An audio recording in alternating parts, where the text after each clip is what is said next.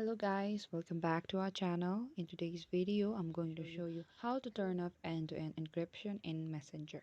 So first, you have to launch your Messenger app in your mobile device. You just landed to the Messenger app, and on the screen we could see a lot of chats here. So you simply have to tap on one of the chats.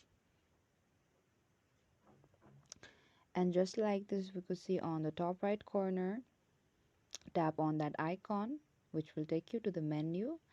And we have to scroll a bit down, and under the privacy and support there's a restrict option. Tap on that, and you have to simply tap on the bottom that says restrict, and you just restricted one of the accounts. So let's go back again, and on the top left corner there's a 3-line icon.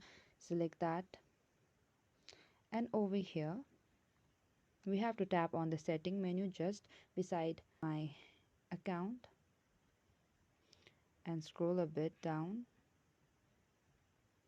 and under the privacy and safety tap on that, and here we can see there's a restricted accounts right over here. Tap on that option and just tap on the account you just restricted, and on the bottom you could see there's unrestrict. Simply select that, and this is it guys. This is how you can turn off end-to-end encryption in Messenger.